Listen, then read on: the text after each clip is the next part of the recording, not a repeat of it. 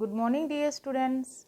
Once again, welcome in history class. I hope all are fine at home and you are doing study also in the proper way. Today we will discuss the chapter 3rd of history, Nazism and the rise of Hitler. So firstly, before कि why, what do you mean by Nazism and why the rise of Hitler? कि Hitler कैसे rise हुआ? What situation या circumstances created in the Germany? Clear? But before that, we will discuss about the story of Helmut. Helmut, who was Helmut? Helmut was a German boy, and he was a little 11 years old German boy. But what he overheard, his parents discussing something about now the time had come to kill the entire family or commit suicide alone. यानी कि Helmut father was discussing with his wife कि now the time had come to kill the entire family or commit suicide alone. कि why Helmut's father discussing about that views? Why? Because Helmut's father was a prominent physician in Germany and he was a Nazi supporter, and that Nazi party started by the Hitler. Clear up to here? Now why we are saying कि whole family will kill the entire family या commit suicide alone. He went to the picnic next day, but next day after return back to picnic, his father shoot himself in his office. Now Helmut reacted. What reacted? He feared. यानी कि अंदर से वो बिल्कुल डर गया. What happened after that? He reacted by refusing to eat home 9 years. यानी कि उसने अपनी मदर के हाथ से मतलब 9 years तक खाना खाने से मना कर दिया. Why? Because he was afraid. किस बात से वो डरा हुआ था कि इसके अंदर he was afraid that his mother might poison him. कि लगता है कि उसकी मदर उसके खाने में अंदर क्या मिला देगी? Poison, यानी कि जहर मिलाकर दे देगी. तो his father spoke about allies. Will do to what we did in to the Jews. कि why Helmut father was spoke about that the allies. कि why that allies have done. Why allies will do? Because at what we did to the Jews. कि allies भी हमारे साथ वैसा ही सलूक करेगी, वैसा ही करेगी अब जैसे हमने किसके साथ किया वहाँ पर Jews क्या थे? एक डिफरेंट रेस थी, एक कम्युनिटी थी जो कहाँ पर रह रही थी? जर्मनी के अंदर. क्यों इन्होंने ऐसा क्या किया था? अडोल्फ हिटलर ने. क्योंकि नाजी पार्टी किसने चलाई? अडोल्फ हिटलर ने. तो his father had been a supporter of Nazi, यानी कि हिज फादर मतलब Helmut's father was a supporter of Nazi and Adolf Hitler. Hitler's determination was to make Germany into a mighty power. Hitler का main aim क्या था? एक determination क्या था? एक दृढ़ निश्चय हम जिसको बोल सकते हैं कि make Germany into a mighty में का मतलब क्या होता है? Powerful power. कि हमें जर्मनी को क्या बनाना है? मुझे एक पावरफुल पावर बनाना है. एंड एम्बिशंस का मतलब होता है हमारा एक ऑब्जेक्टिव हो, महत्वाकांक्षा.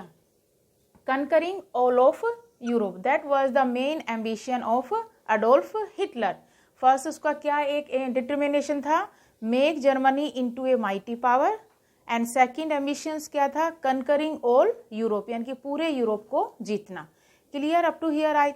हमने अभी डिस्कस किया अभी यहाँ तक हेलमत, यानी कि 1945 कि 1945 में क्यों ये बात हो रही? Because second world war broke out between two powers, allies and axis power. Who were in the allies power? And second world war brought out in 1939 to 1945. So in 1945 second world war ended when USA dropped 2 atom bombs on Japan, on the which city? Hiroshima and Nagasaki.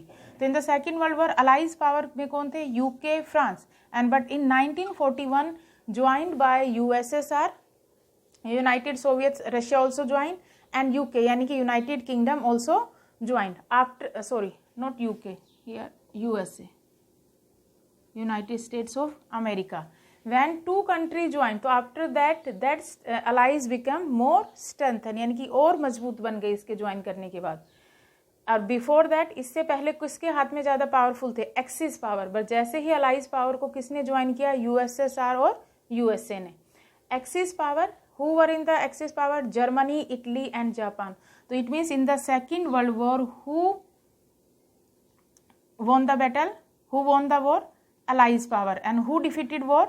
Axis power. In the Axis power, who were there mainly?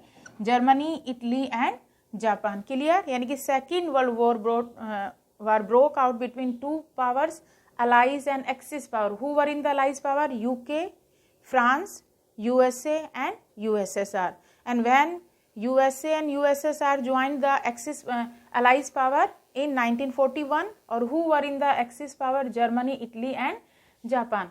Why he? Because तो Germany कौन सी power में था? Axis. तो it means Germany defeated the war. So that's why Helmut's father what spoke about the allies will do to us what we did to the Jews. कि अब allies भी हमारे साथ वो ही करेगी behave जैसा हमने Jews लोगों के साथ किया था. और here why Hitler's father was afraid? Because Hitler's father had been a supporter of Nazi and Adolf Hitler. और what was the determination of Hitler? Hitler wants to make Germany a mighty का मतलब powerful power. And what was the ambitions of the Hitler? Conquering all Europe. Now what do you mean by Nazism? Nazism क्या था? Nazism was a system of structure of ideas about the world and politics. Nazi कोई ऐसा नहीं कि एक ideas है, Nazi एक पूरा system है और वो किस में काम कर रहे थे? एक structure में. और that is related to the ideas about the, और वो ideas किससे related थे उसके अंदर? world and politics के बारे में थे. और that Nazism philosophy adopted by the Adolf Hitler. But in 1945, Germany surrendered to the Allies. Why? Because Germany defeated war. तो यानी कि जर्मनी ने अलाइज के सामने क्या कर दिया? सरेंडर. जैसे ही सरेंडर किया, ये लोगों के मन में ये क्वेश्चन स्टार्ट हो गए. जैसे हेलमट्स के फादर के मन में आया कि now the time had come to kill the entire family और कमिट सुसाइड. या तो पूरी फैमिली को मार दे या मैं अकेला मर जाऊं. तो next after 2 days his father shoot himself in his office. And after that what happened? Helmuth frightened, traumatize, यानी कि भीतर से अंदर से एकदम से डर गए काफी.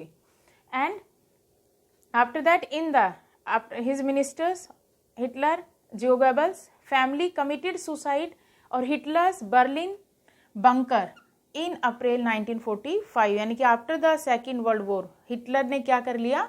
Suicide. And after that one international military tribunal was set up. Why?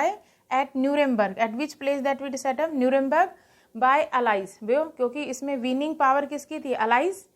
To prosecute Nazi war, criminals against peace, for war crimes and crimes against humanity. यानी कि सेकेंड वर्ल्ड वॉर में वर्ल्ड वॉर के नाम से Hitler ने क्या किया है? प्रोसिक्यूट नाजी वॉर, यानी कि नाजी वॉर के नाम से इन्होंने काफी लोगों को मारा है. एंड क्रिमिनल्स अगेंस्ट पीस, और यानी कि शांति के खिलाफ है ये. फॉर वॉर क्राइम्स, क्राइम हुए इसमें. And crimes against humanity. क्यों ये वर्ड यूज किया कि क्राइम्स अगेंस्ट ह्यूमैनिटी?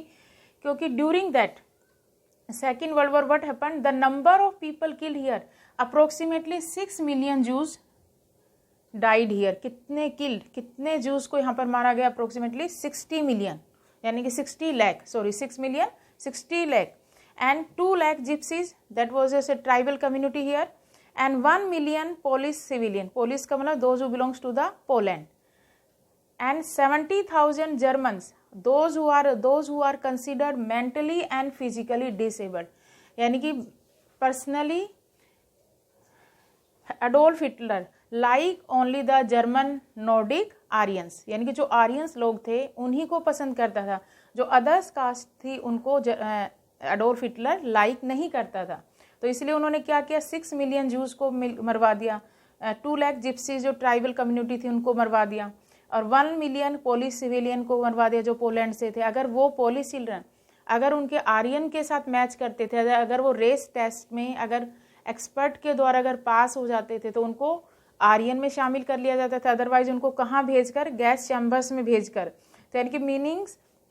और साथ के साथ जो जर्मन्स के मेंटली और फिजिकली डिसेबल्ड थे उन लोगों को भी मरवा दिया. Approximately how many people died here?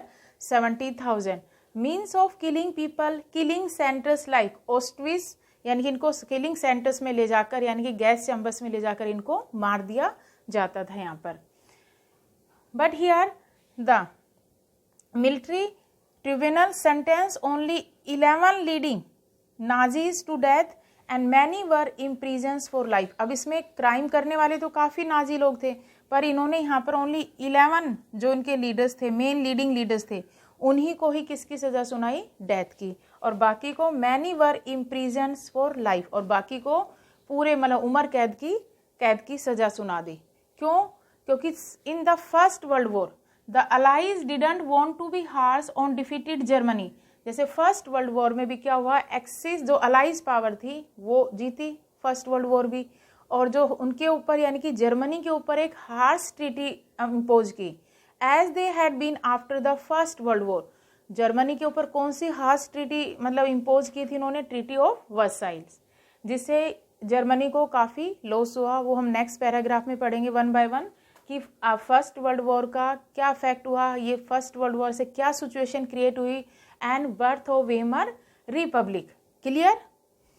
तो dear students, we have discuss about the background of that chapter कि क्या हुआ कि जो हेल्मट्स के मन में ये सुना कि उसके फादर के मन में ये आइडिया आया कि मुझे पूरी फैमिली को एक साथ मरना है या मुझे अकेले सुसाइड करना है। और हेलमट कौन था? एक 11 ईयर्स ओल्ड बॉय था, जर्मन बॉय था, और उसके फादर कौन थे? एक जर्मन के प्रोमिनेंट फिजिशियन, और वो किसको सपोर्ट करने वाले थे? Nazi and Adolf Hitler. और what was the ambitions of Hitler? Hitler का क्या एम्बिशंस था? Conquering all Europe. और उसके लिए उन्होंने क्या डिटर्मिनेशन बनाया? Make Germany into a mighty power. और ये second world war broke out between two powers, allies and axis. Allies मतलब यूके, फ्रांस, और in 1941 USA and USSR also join, और axis power Germany, Italy and Japan. तो then who defeated the war? Axis power. तो after that Helmut's father afraid that what spoke allies, यानी कि अब allies will do to us what we did to the Jews. अब हम इसको detail में पढ़ेंगे, जूज के साथ हिटलर ने ऐसा क्यों किया, कि क्या उनका था। मोस्टली उसका मेन एम था कि जो नॉर्डिक जर्मन आरियंस है वो ही जर्मनी के अंदर सर्वाइव कर सकते हैं, जो स्ट्रोंग है, और जो मेंटली और फिजिकली डिसेबल्ड है उनको भी जर्मनी में अगर नॉर्डिक जर्मन भी हैं तो उनको भी रहने का कोई अधिकार नहीं, उनको भी गैस चैम्बर्स में ले जाकर मार दिया जाता था। तो इसी के लिए international military tribunal was set up at Nuremberg. Allies के द्वारा ये, क्योंकि अलाइज ने ये वॉर जीता तो अलाइज के द्वारा ये बनाई गई military tribunal was set up to prosecute Nazi war, क्योंकि इसमें लोगों ने मारा वॉर के नाम पर नाजी ने। क्रिमिनल्स अगेंस्ट पीस, जो भी उसने ये किया, यहाँ पर इतने लोग मारे गए, ये क्या था? Criminals against peace for war crimes and crimes against humanity. पर मिलिट्री ट्रिब्यूनल उनके यानी कि जर्मनी के खिलाफ और हार्श नहीं होना चाहती थी, इसलिए नाजी जो सपोर्टर थे उनके कितने लीडर्स को ही डेथ मतलब सजा सुनाई, मौत की सजा ओनली 11 लीडिंग लीडर्स को ही, और बाकी को क्या कर दिया? इम्प्रिजेंट फॉर लाइफ, यानी पूरी साल के लिए कैद की सजा सुना दी। तो dear students, we have discuss about that background of that chapter. Now we will discuss about कि क्या ऐसी सिचुएशन क्रिएट हुई कि after the first world war, क्या during the first world war Hitler also participated in the first world war, and after that why Hitler was thinking कि मेरी country के साथ गलत हो रहा है, जो ट्रीटी ऑफ वर्साइल्स हुई उससे क्या लॉस हुआ। Now we will discuss about the treaty of Versailles and birth of Weimar republic. Will discuss about the first world war, यानी कि how the first world affected the Germany, and after that how the Hitler's origin from here. Firstly we see first world war broke out in between two powers, England, France, Russia, and in 1917 USA also joined. These powers were called Allies powers, England, France, Russia, or in 1917 which power joined? USA. And central power, who were in the central powers? Germany, Ottoman Turkey, Austria and Hungary. These were the two powers during the First World War. That First World War broke out in between 1914 to 1918. Again, and then in Allies and the Central Power, who won the war? Allies power won the war, and who defeated the war? Central Powers. Clear up to here? Germany was a powerful empire in early 20th century. Up to 20th centuries, Germany was very powerful. In the First World War, Germany defeated, or in the Second World War, we have also seen कि Germany defeated. कि what were the situation created? Why the Germany defeated again and again? Initially यानी कि in the starting in the first world war, when we will see in the initially यानी कि in the starting Germany occupied France and Belgium, but when in 1917 USA entered, तो allies power became more strengthened, इससे जो allies power थी और शक्तिशाली बन गई. तो after that what happened? Defeated Germany in November 1918. तो जर्मनी 19 यानी कि यहाँ तक तो 1917 तक तो कौन पावरफुल है? Germany, because initially he occupied France and Belgium, but when USA entered in the war in 1917, so it means defeated Germany in 1918 during the First World War. Clear? So Germany had to sign the humiliating treaty of Versailles. Versailles ये treaty क्या थी? That treaty we can say that one agreement signed between the Germany and we can say that the Allies power, because they won the war. That's why तो यानी कि जो treaty दोनों के बीच में साइन हुई, किस किस के बीच में? अलाइज और जर्मनी के बीच में, दैट पीस या sign treaty we can call the treaty of Versailles. Versailles क्यों कहा गया? क्योंकि ये where it is situated, Versailles that place is situated in France, वहीं पर ये संधि हुई, पीस एग्रीमेंट हुआ, that's why called the treaty of Versailles. After the what happened in the Germany? The defeat of the imperial Germany, यानी कि Germany defeated in the first world war and abdication of the emperor. Abdication का मतलब क्या होता है? To give up of the emperor Kaiser William, जो वहाँ के एम्परर थे केसर विलियम को अपने पद को छोड़ना पड़ा. Led to recast German polity. अब कैसे वहाँ पर, अब जो एम्परर था उसने अपना पद त्याग दिया, तो अब कैसे वहाँ की जो जर्मन का पॉलिटिक्स है कौन लीड करेगा उसकी? तो इसी वे में क्या हुआ वहाँ पे? Birth of Weimar republic. किसका बोर्न हुआ वहाँ पर? Birth of Weimar republic. Weimar is also a place in the German where the parliamentary parties met at Weimar. So that is the place name जहाँ पर all the parties met here and they formed the national assembly. Why all the parliamentary parties gathered here? Why they met here? At which place? At the Weimar. And what they formed here? They formed the national assembly. Or what we call that national assembly? Weimar Republic. They formed here. यानी कि national assembly को इन्होंने क्या नाम दिया? Weimar republic. और after that up to clear I think भाई हमने यहाँ तक किया कि first world War fought between या broke out in between two powers, allies and the central powers. Allies में आपका क्या आएगा? England, France, Russia. England, France and Russia. But in 1917 who joined here? USA. तो after that allies power became more strengthen. और in the central powers who were here? Germany, Ottoman Turkey, Austria and Hungary. Clear? And then who won the war? Allies powers. और after that in the starting we can see early 20th centuries Germany was very powerful. Initially it's occupied France and Belgium, but when USA entered the First World War, what happened?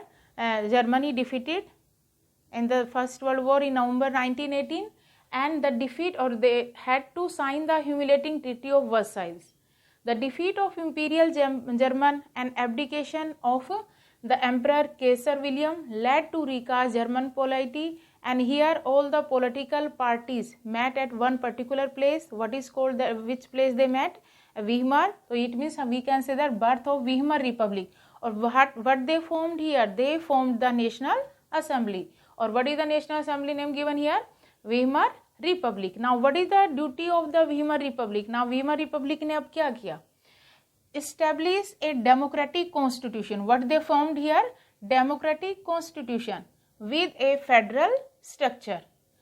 Now with a democratic constitution था with a federal structure, यानी कि अब in country को कौन run करेगा यहाँ पे? For that purpose deputies were elected. For that deputies were elected to the German parliament, Reichstag. What is the name of German parliament? Reichstag. On the basis of equal, यानी कि सभी को equal opportunities provide की गई. On the basis of universal votes cast by all adults including womens also got the voting rights. Clear? यानी कि for running the country German parliament किस में इलेक्ट किए गए? Deputies. Deputies were elected to the German parliament. German parliament के लिए किसको select किए गए? डिप्टीज को. और what is the name of the German parliament? Reichstag. On the, और किस बेसिस पर ये पार्लियामेंट चूज की गई?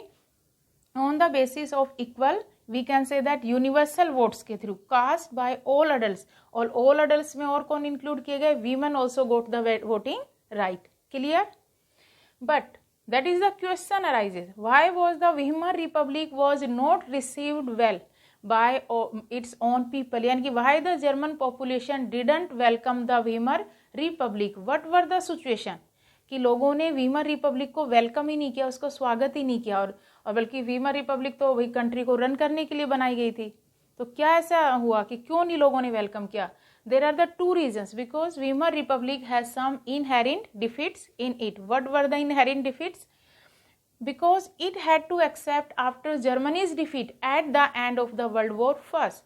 अब जर्मन लोग क्या सोच रहे थे, अगर वीमर रिपब्लिक इस ट्रीटी ऑफ वर्साइल्स पे एग्रीमेंट पर साइन नहीं करती तो शायद क्या कह रहे हैं कि कौन जीत जाता इस युद्ध के अंदर, जर्मनी. तो यानी कि सबसे पहली गलती तो कहते हैं वीमर रिपब्लिक ने क्या की, किसके ऊपर सिग्नेचर कर दिए, एक्सेप्ट किसको कर लिया, कि Germany's defeat at the end of the world war first, कि हमने एक्सेप्ट कर लिया कि फर्स्ट वर्ल्ड वॉर में वी आर डिफीटेड, कि हम तो हार चुके हैं. एक तो ये. Second, the treaty of Versailles with the allies, और सेकंड इसने क्या सबसे कहते हैं बड़ी गलती की, the treaty of Versailles with the allies, किसके साथ ये संधि की, अलाइज के साथ, was a harsh and humiliating peace. Harsh और मतलब इनके लिए क्या था, ये इनका जो भी रिसोर्सेज थे और एक डिसग्रेस हुआ इनके साथ, इनके ऊपर एक अपमानजनक संधि थी, साइकोलॉजिकली और मेंटली, मतलब लोगों को काफी इफेक्ट पड़ा इसके ऊपर. We will discuss after that कि what were the impact of the first world war. तो इसीलिए we can say that the treaty of Versailles with the allies was a harsh and humiliating peace. Disgrace थी ये, लोगों को अपमान feel हुआ इससे करने के बाद.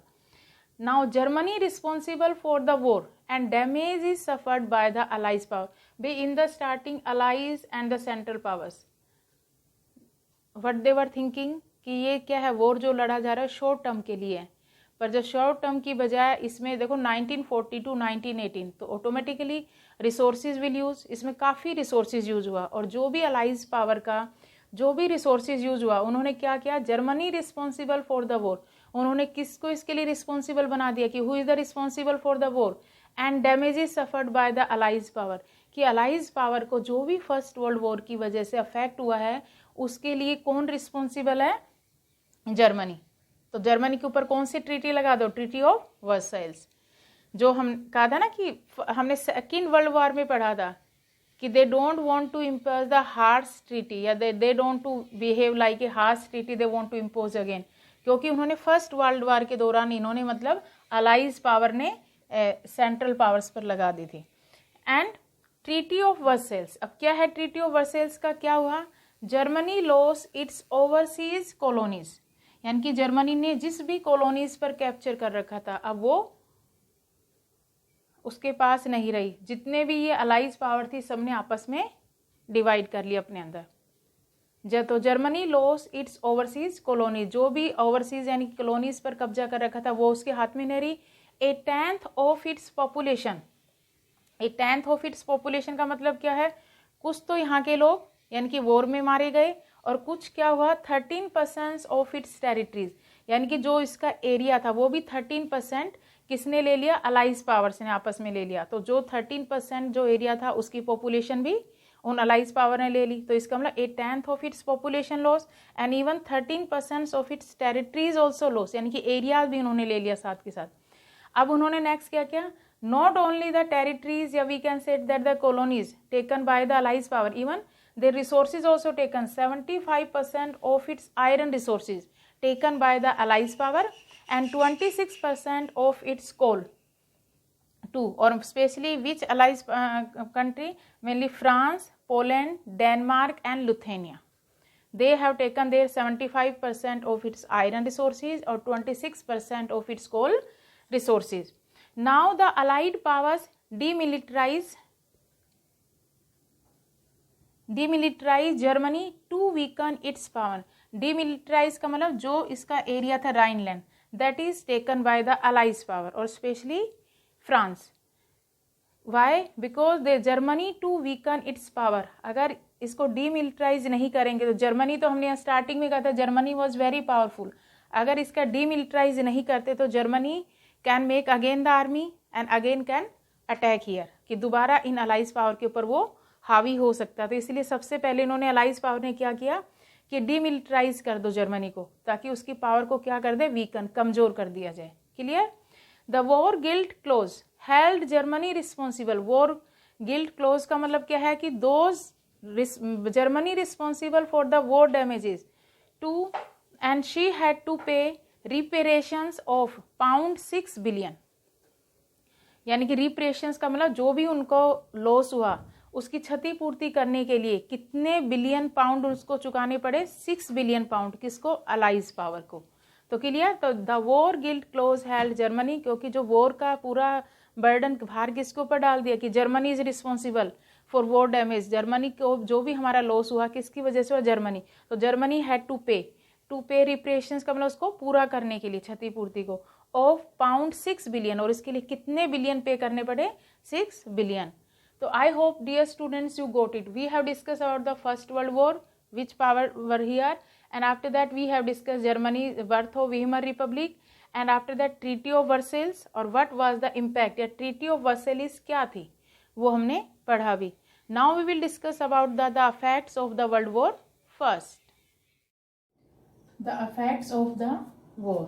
The war had a devastating impact on the entire मतलब whole continent, and whole continent का मतलब whole Europe, both psychologically and financially। यानी कि the First World War had a great impact in the both sides, यानी कि psychologically and financially। From creditors Europe turned into one of debtors। यानी कि जो पहले लोगों को उधार देता था, कर्ज देता था, अब यूरोप क्या बन गया, खुद कर्ज में डूब गया, लोगों से कर्ज लेने लगा अपनी फाइनेंशियल रिक्वायरमेंट को पूरा करने के लिए। Socialist, Catholics and Democrats, socialist, Catholics and Democrats, they were called November criminals. Mockingly they called, that is the many times asked in the 1 marks question, who were called the November criminals mockingly? Socialists, Catholics and Democrats, those who supported Weimar Republic, यानी कि जो Weimar republic को support करने वाले थे वो क्या कहलाए, November criminals. And who were included in the November criminals, socialist, Catholics and democrats. But the republic was targeted by conservatives, but republic was not liked by the conservative peoples, which impacted political development, जिसका किसके ऊपर effect पड़ा, political developments पर। There came changes in the society also changes came, like soldiers were placed above civilians, यानी कि soldiers को जो ordinary people थे उनसे ऊपर रखा गया, उनको ऊपर प्लेस दिया गया, स्थान दिया गया। But they lived a miserable life, but their life was not good. Maybe the trench life was glorified. Trench का मतलब जहां पर वो खड़े होकर युद्ध लड़ते थे, उसका विशेष वर्णन किया है कि वहां पर लोगों की कितनी अच्छी लाइफ है सोल्जर्स की। But really they lived a very miserable life, really उनकी लाइफ अच्छी नहीं थी वहां पर ये क्यों दर्शाया जा रहा था मीडिया के द्वारा, ग्लोरीफाई, बढ़ा चढ़ा कर, ताकि ज्यादा से ज्यादा वहां के जो सिविलियन लोग हैं इंस्पायर होकर, मोटिवेट होकर ज्यादा से ज्यादा मतलब सोल्जर्स बने, कि उनकी लाइफ कितनी अच्छी है, वो देश के लिए कितनी अच्छी सेवा कर रहे हैं, कितना अच्छा काम कर रहे हैं। Man to be aggressive, according to that man to be aggressive मतलब अपना कंट्री के साथ जो हार हुई है, जो उसका बदला लेने के लिए तैयार रहना चाहिए, इसलिए मैन को स्ट्रोंग होना चाहिए। और मैस्कुलाइन, मैस्कुलाइन मतलब मजबूती होनी चाहिए बाजुओं में, कि मुझे अपनी कंट्री के लिए कुछ भी कर जाना है। Democracy was Indeed a young and fragile idea, यानी कि डेमोक्रेसी भी बनी थी रिपब्लिक के थ्रू, वीमर रिपब्लिक के थ्रू। तो democracy was Indeed a young and fragile idea which could not survive the instabilities of interwar war in Europe. It means people lost confidence in government. It means people don't have belief in the government process. Why? Because democracy was indeed a young and fragile idea. ये तो अभी अभी develop हुआ है ये idea. तो it means we have discussed here the effects of the war, यानी कि how the first world affected the whole Europe continent. Now we discuss about the political radicalism. क्या था political radicalism, political atmosphere. War change in Berlin, how the political atmosphere change in the Berlin in Germany, how it change when Spartacist League demanded Soviet style governors. Who is demanded here the Soviet style governors, यानी कि Spartacist League और there was an uprising, और उनका किसके साथ uprising था, revolt था, उनके साथ मतलब डिस्प्यूट था, अपोजिशन थे, वो वीमर रिपब्लिक. तो there was an uprising of Spartacist League on the pattern of Bolshevik revolution, यानी कि on the which basis they want to establish the government here on the pattern of Bolshevik revolution. जैसे socialist government they want to establish here like Soviet style, like in Russia, जैसे Vladimir Lenin handle that situation in Russia.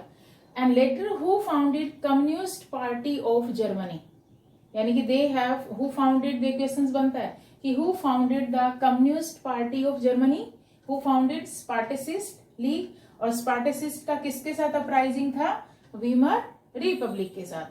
और later where they have founded Communist Party of Germany. Clear, यानी कि political radicalism यानी कि political atmosphere Berlin में कैसे change हुआ, जब स्पार्टसिस्ट लीग किसकी डिमांड करने लगे, सोवियत स्टाइल गवर्नेंस, और वो किस पैटर्न पर थी, बोल्शेविक रिवॉल्यूशन इन रशिया के आधार पर. और अपोज टू दिस, इसका अपोज किया, किसने अपोज किया इस आइडियाज का, oppose to this socialist, Catholics, democrats, जो किसको सपोर्ट कर रहे थे, जो वीमर रिपब्लिक को. They gave the shape, this gave shape to the democratic republic, और वो किसके फेवर में थे, डेमोक्रेटिक रिपब्लिक. पर ये किस टाइप की गवर्नमेंट जाते हैं, socialist. The Weimar sorry they want here communist government, sorry they want here communist style government. The Weimar Republic crash the uprising, crash का अपराइजिंग मतलब जो स्पार्टकिस्ट लीग ने जो डिमांड उठाई उसको crash the uprising with the help of war veterans organisations called free cops. उन्होंने किसकी help से इस विद्रोह को, जो मूवमेंट था, जो अपराइजिस था, दोनों के बीच में अपोजिशन था, जो क्लैशेज हो रहे थे, वो किसकी हेल्प से कम कर दी, with the help of a war veterans organisations called the free corps. तो what is the result came here, communist and socialist henceforth became irreconcilable enemies, यानी कि दोनों एनिमीज बन गए एक दूसरे के, वीमर रिपब्लिक के लोग और Spartacist Leagues, and could not make common cause against Hitler. तो इसका मतलब इस पॉलिटिकल इंस्टेबिलिटी का फायदा उठाकर अब कौन पावर में आ रहा है धीरे धीरे, Hitler. Both revolutionaries and militant nationalist curve for radical solutions. Now we will discuss about the economic crisis. Now we will discuss economic crisis, यानी कि how the economic crisis arises in Germany. Firstly, we will know very well कि since Germany fought war on loans, it has to pay back in gold. भी हमने पढ़ा था पहले last paragraph में कि जर्मनी जो पहले क्रेडिटर से था, अब वो पहले यानी कि लोगों को उधार देता था, वो खुद क्या बन गया, एक उधार लेने वाला. फोर्ट वॉर ऑन लोन्स, यानी कि जो वॉर लड़ा वो किसके बेसिस पर लड़ा, लोन्स लेकर. एंड इट हैज़ टू पे बैक इन गोल्ड, और किस रिसोर्सेज के रूप में वो लोन को चुका रहा था, as a gold. But when refuse to pay in 1923, but in 1923 जो रिप्रेशन था उसको चुकाने के लिए गोल्ड दे रहा था, बट इन 1923 ही रिफ्यूज टू पे. तो after that what happened, France occupied its leading industrial area Ruhr. जो इंडस्ट्रियल एरिया था जर्मनी का, फ्रांस ने उसके ऊपर कौन से ईयर में कैप्चर कर लिया, 1923, व्हेन जर्मनी डिनाइड कि now I can not pay, refuse to pay in 1923. तो after what happened, France occupied its leading industrial area Ruhr. तो after that what happened, Germany printed paper currency recklessly. तो after that what happened, when the paper currency recklessly मतलब अंधाधुंध, खूब ज़्यादा, मतलब एक साथ निकाल देना. तो the value of German mark, what is the meaning of German mark, जो जर्मन करेंसी, ग्रेजुअली फेल. तो इससे जो धीरे धीरे जो जर्मन जो की करेंसी थी वो धीरे धीरे फेल, कम होने लगी उसकी value. As the value of the mark collapse, तो जैसे ही वैल्यू ऑफ द मार्क यानी कि जैसे ही जर्मनी की करेंसी की वैल्यू कम हुई, कोलैप्स का मतलब फॉल डाउन, कम हुई, प्राइसेस ऑफ गुड्स सोड का मतलब हाई, जो प्राइसेस थे गुड्स के, जो सामान के हाई प्राइसेस पर पहुंच गए. This crisis was called hyper inflation, यानी कि ये सिचुएशन क्या हुई जब प्राइसेस ऑफ गुड्स सोड यानी कि प्राइसेस ऑफ गुड्स के जब क्या हो गए, हाई हो गए. तो this situation was created, what we call that situation, hyper inflation. Hyper inflation का मतलब it is a situation when prices rise phenomenally high, यानी कि एकदम से किसी चीज के प्राइस हाई हो जाना एक्सेस में। For instance German paid cartloads of currency notes to buy a loaf of bread, यानी कि वहां पर प्राइसेस इतने हाई हो गए कि कार्टलोड्स ऑफ करेंसी, यानी कि एक पूरा कार्टलोड भरकर हमें करेंसी नोट्स का ले जाना है टू बाय, और क्या खरीदने के लिए, to buy a loaf of bread, एक ब्रेड लाने के लिए। अब आप समझ रहे हो जो जर्मन मार्क्स है, यानी कि जो जर्मन करेंसी की वैल्यू कितनी डाउन हो गई, कितनी फॉल डाउन हो गई eventually. And who help them, American show the sympathy, America ने इसमें सिंपैथी दिखाई कि जर्मनी के ऊपर कितना बर्डन डाल दिया हमने जो ट्रीटी ऑफ वर्साइल्स करके, तो इसकी अब हेल्प करनी चाहिए। तो then who which country which allies power help, only American.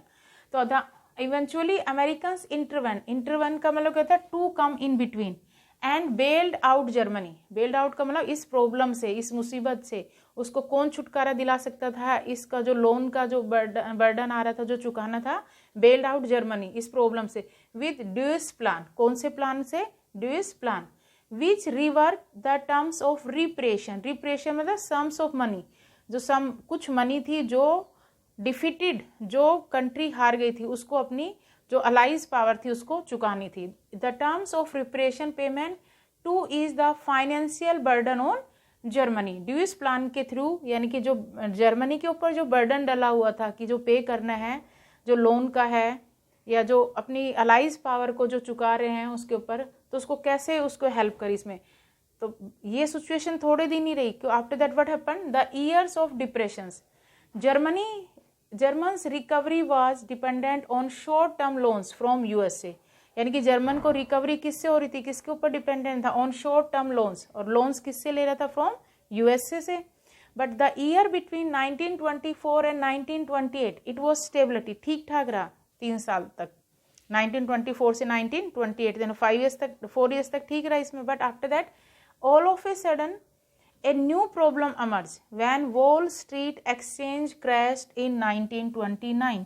जो यूएसए की जो स्टॉक एक्सचेंज था इन यूएसए में, वो क्या होगा, क्रैश हो गया। स्टॉक एक्सचेंज का मतलब जो हम शेयर मार्केटिंग करते हैं जिसमें, तो वो कहाँ क्या हो गया, वहां पर जो बिगेस्ट था वर्ल्ड का मतलब Wall Street exchange was the world's biggest stock exchange, और where it is situated in USA, it was crash का मतलब इसका एकदम से प्राइसेस एक दिन में क्या हुआ कि जो डाउन हो गए।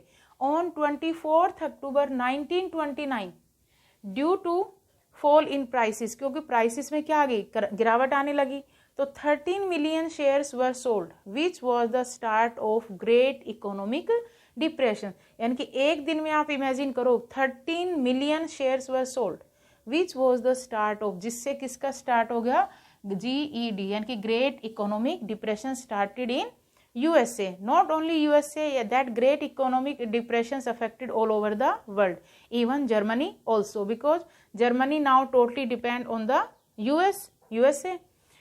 So between 1929 and 1932 the national income of the USA fell by half। यानी कि जो नेशनल इनकम थी, क्योंकि फॉल इन प्राइसेस हो चुका है यहाँ पर, तो जो नेशनल इनकम थी, जो GDP थी जो कंट्री का, वो 1929 से 1932 में जो नेशनल की इनकम ही है जो 50% हो गई, फेल बाय हाफ, यानी कि जो 100 थी 50, अब वो खुद अपनी ही इनकम 50% हो गई, तो वो कैसे जर्मनी की हेल्प करेगा। तो यानी कि ये तो जर्मनी के लिए एक प्रॉब्लम क्रिएट हो गई।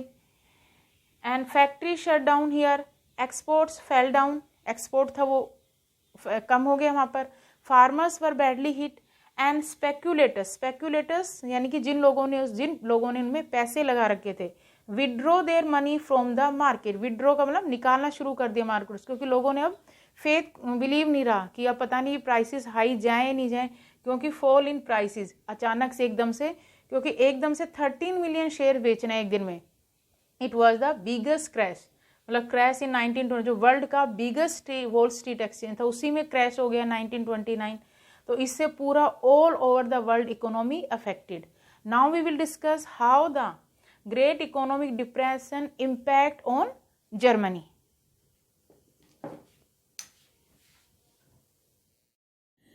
द ईयर ऑफ डिप्रेशन यानी कि the great economic depression how affected the Germany also, तो यानी कि impact on Germany. The German economy was the worst hit by the economic crisis. what we see in here, industrial production reduce up to 40%, यानी कि industrial production कितना रहेगा इनका 40% up to by 1932 तक. Workers lost their jobs, among many workers lost their job and were paid reduced wages. और जिनकी job बची रह गई, जो लोग वर्किंग में थे, उनका क्या हो गया, reduced wages, उनकी सैलरी कम कर दी गई.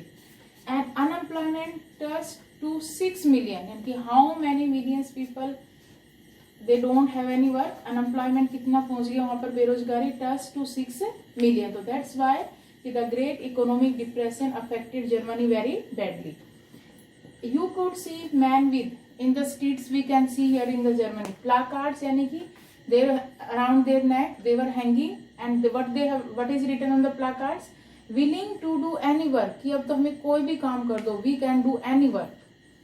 As job disappeared, जैसे जैसे लोगों की जॉब चली गई, the youth took to criminal activities. जो youth थे, young generation है, they involved in criminal activities because now they don't have any job.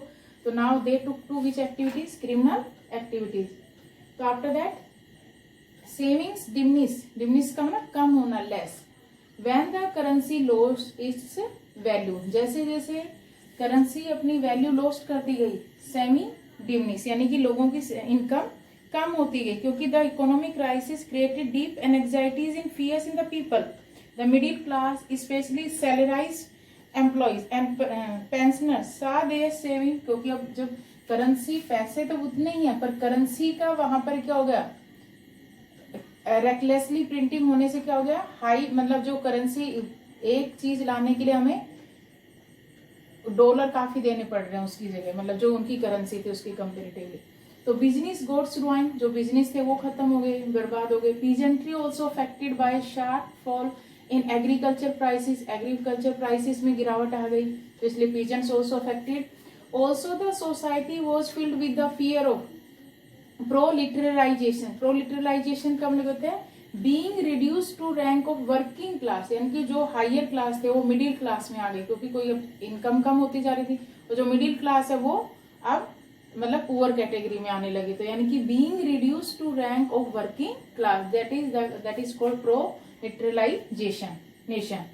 Now reasons responsible for the failure of Weimar Republic. Now we will discuss कि क्या reasons थे जिससे Weimar Republic fail हुई. We know very well Weimar Republic was fragile politically. Fragile का मतलब young थे अभी. And the Weimar Constitution had some inherent defects. यानी कि क्या shortcoming थी जो Weimar Constitution था उसके अंदर क्या कमियां रह गई. Firstly, proportional representation. What is the meaning of proportional representation का meaning समझो पहले तो क्या है. What do you mean by the proportional representation? It means it is an electoral system. एक electoral system था in which each political group gains a number of seats, यानी कि हर ग्रुप्स को, जितने भी political parties है सभी को सीट्स मिलेंगे उसमें in the legislatures, that is in proportion to the number of votes it wins. तो it means one party rule become impossible to task, क्योंकि यहाँ तो हर पार्टी को वोट मिल रहे हैं तो कोई मेजोरिटी में आ ही नहीं रही है, तो one party rule became impossible task, that was the difficult work. तो leading to rule by coalitions government, तो यानी कि कई पार्टियां मिलकर गवर्नमेंट यानी कि कॉन्स्टिट्यूशन को चलाने लगी. Now article 48 gave the president the power to impose emergency, यानी कि that article 48 gave the president the powers to impose emergency. और सेकंड इनहेरेंट डिफिट्स क्या था इसके अंदर, आर्टिकल 48 का पास होना. Gave the president the powers to impose emergency, emergency impose करना. सस्पेंड सिविल राइट्स, लोगों के जो भी सिविल राइट्स थे, बेसिक राइट थे, उनको कुछ समय के लिए रोक देना. एंड रूल बाय डिक्री, और अपने हिसाब से रूल्स एंड रेगुलेशन बनाकर रन करना कंट्री को. But with in a short period of time what we see here, different cabinets, यानी कि 20 different government form here on an average of 239 days, यानी कि 239 डेज में कितनी कैबिनेट बनी, 20 approximately. And a liberal use of article 48, जो article 48 था इसका गलत मतलब पोलाइट वे में यूज किया गया, इसका मतलब लिबरल उदार उसमें. तो that's why people lost confidence in the democratic parliamentary system. तो इसीलिए सब लोगों ने धीरे धीरे जो वीमर रिपब्लिक है इसमें अपना विश्वास खत्म करने लगे in the democratic parliamentary system. Clear? And which seem to offer no solutions. So we have discussed here the great economic depressions, how affected impact on Germany. We have discussed here 6-7 points. Now we have discussed here what were the reasons responsible for the failure of the Weimar Republic. यानी कि Weimar Republic, यानी कि we can say that Weimar Constitution had some inherent defects. We have discussed about first proportional representation, second Article 48, or we have seen 20 different meetings also, cabinets on an average of 239 days. So that's why people lost its confidence in the democratic parliamentary system.